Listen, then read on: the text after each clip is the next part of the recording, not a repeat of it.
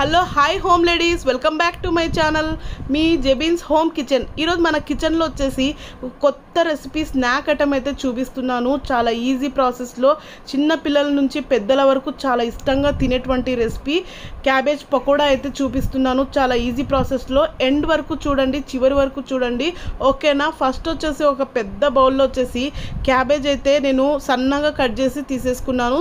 ఇది ఒక half KG cabbage అయితే ఉంటుంది, చూసారా. ఇప్పుడు వచ్చేసి మనం ఒక చిన్న బౌల్లో అయితే నేను మైదా అయితే తీసేసుకున్నాను. మైదా బదులు మీరు కావాలంటే ఒక శనగపిండి కూడా తీసేసుకోండి, ఓకేనా. తర్వాత వచ్చేసి ఒక చిన్న బౌల్ బియ్యపిండి అయితే తీసేసుకున్నాను. బియ్యపిండి తర్వాత ఒక చిన్న బౌల్ వచ్చేసి కార్న్ ఫ్లోర్ అయితే తీసుకున్నానండి, మొక్కజొన్న పిండి అంటారు. సో ఇది కూడా వేసేస్తున్నాను. ఇవి 3 వేసిన తర్వాత 1.5 టేబుల్ స్పూన్ వచ్చేసి కారం, చిల్లీ పౌడర్ అండి, మనకి ఇంట్లో ఏది అవైలబుల్గా ఉంటుందో అది వేసేసుకోండి. సో వెంటనే సాల్ట్ అయితే వేసాను. ఆల్రెడీ మనకి క్యాబేజ్లో సాల్ట్ ఉంది కాబట్టి కాస్త తక్కువనే వేసుకోవాలి. So 1/2 table spoon testing salt, అలాగే 1/2 table spoon Kashmiri chilli powder, 1 table spoon వచ్చేసి గరం మసాలా వేసుకోండి. సో ఇవన్నీ వేసుకున్నప్పుడు మీరు కావాలంటే అల్లం వెల్లుల్లి పేస్ట్ కూడా వేసుకోండి. సో 1/2 టేబుల్ స్పూన్ వచ్చేసి ఫుడ్ కలర్ అండి, రెడ్ ఫుడ్ కలర్ అయితే వేసుకున్నాను. ఇప్పుడు వేసుకున్న ఇంగ్రీడియంట్స్ అన్నీ నిదానంగా కలుపుకోవాలి. మొత్తం మనకి ఆ క్యాబేజ్లో అనేది కలిసిపోవాలి, ముందే వాటర్ వేయద్దండి. సో నిదానంగా మనకి క్యాబేజ్కి మసాలా అంతా బాగా పట్టే విధంగా కలుపుకోవాలండి. తర్వాత నిదానంగా కొంచెం కొంచెంగా వాటర్ వేసుకుంటూ కలుపుకోవాలి. ఆల్రెడీ మనకి క్యాబేజ్లో వాటర్ ఉంటుంది కాబట్టి మరీ జోరుగా అయితే కలుపుకోకూడదు. పకోడా ఎలా కలుపుకోవాలో అందరికీ తెలిసిందే కదా, ఆ విధంగా అయితే కొంచెం కొంచెంగా వేసుకుంటూ వాటర్ వేసుకుంటూ కలుపుకోవాలి క్యాబేజ్ పకోడా అనేది. ఇదే ప్రాసెస్లో మనం కావాలంటే ఆనియన్ పకోడా కూడా చేసుకోవచ్చండి. చాలా ఈజీ ప్రాసెస్, అందుకే నేను చివరి వరకు చూడండి అంటున్నాను. సో చూసారా, ఈ విధంగా కలిపిన తర్వాత మీకు ఏమన్నా పిండి తక్కువ అనిపిస్తుంది అంటే కొంచెం ఒక గుప్పెడైతే మళ్ళీ పిండి అయితే వేసేసుకోండి, కలిపేసుకోండి పిండి. చూసారా, ఈ విధంగా బ్యాటర్ అయితే రెడీ అయిపోతుంది, అంతే అండి. చాలా ఈజీగా కలుపుకోవచ్చు. ఈ విధంగా మనం కలుపుకుంటే వెంటనే చాలా తొందరగా పకోడాలు అయితే వేసుకోవచ్చు. ఈ పకోడాలు చాలా అంటే చాలా ఇష్టంగా తింటారండి పిల్లలు. ఈవినింగ్ స్నాక్స్కి అయితే సూపర్గా ఉంటాయి.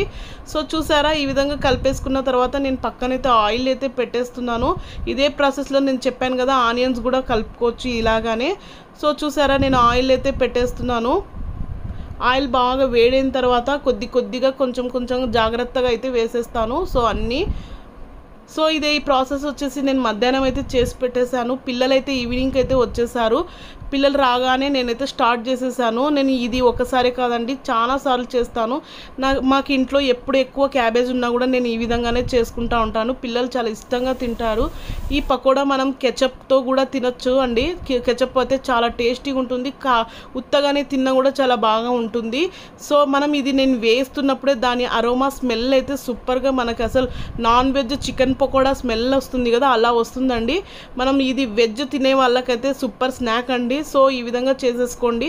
ఇప్పుడు మనకు ఆనియన్స్ కూడా చాలా ఎక్కువ రేట్స్ అయితే అయిపోయాయి. సో ఆ ప్లేస్లో మీరు ఈ విధంగా క్యాబేజ్ తెచ్చుకున్నారంటే, క్యాబేజ్తో ఈ విధంగా చేసుకున్నారంటే ఇంట్లో అందరు మిమ్మల్ని పొగడమే అండి, అంత బాగుంటుందండి. చూడండి, ఈ విధంగా అయితే నేను పేపర్ ప్లేట్లో అయితే తీసేసాను. సో నెక్స్ట్ ఇంకాస్త ఏమేమి ఉన్నాయో మొత్తం అయితే ఒక 2 ఆయిల్ అయితే వేసేసాను.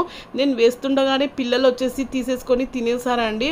ఇంకా ఆ స్మెల్కి అయితే ఆగలేకపోయారు. అలా వచ్చి కొద్దిగా అంటూ మొత్తం అయితే అయిపోగొట్టేశారు. చూసారా, ఈ విధంగా అయితే నేను క్యాబేజ్ పకోడా అయితే చేశాను. మీకు కూడా నచ్చిందనే అనుకుంటున్నాను క్యాబేజ్ పకోడా. ఈ వీడియో వరకు చూసారా అండి, వీడియో చివరి వరకు చూసారు కదా. మీరు కూడా చాలా అంటే చాలా బాగుంటుందండి, ఒకసారి ట్రై చేయండి. మీరు కూడా చేసి ఉంటారు కానీ ఈ ప్రాసెస్ చేశారో లేదో తెలియదు, కానీ ఈ ప్రాసెస్లో అయితే ట్రై చేయండి. మీకు ఇంకా కావాలంటే ఇందులో క్యాబేజ్ పకోడాలో పైకి అయితే కాస్త మీకు గార్నిష్గా కావాలంటే కరివేపాకు కూడా వేసుకోండి. చూసారా ఎంత స్మూతీగా మీకు కరకరలాడుతూ, అదేవిధంగా కాస్త మెత్తగాను ఉందండి. మరీ గట్టిగా ఉంటే మనం తినలేం కాబట్టి కాస్త మెత్తగాను కాస్త క్రిస్పీగాను ఉందండి. అంత బాగుంది, టేస్ట్ అయితే చాలా బాగా పర్ఫెక్ట్గా అయితే కుదిరాయి. సో ట్రై చేయండి. దీని మీద కాస్త నేను కరివేపాకు కూడా వేయించి వేసుకుంటున్నాను. మీరు కాస్త స్పైసీగా తింటారంటే మిర్చి కూడా వేయించి పెట్టుకోండి. సో అంతే అండి, చాలా ఈజీగా అయిపోయింది కదా. మీరు కూడా ట్రై చేయండి, ఓకేనా. ఈ వీడియో నచ్చితే మీరు లైక్ చేసి సబ్స్క్రైబ్ చేయండి. Okay friends, thank you for watching, bye.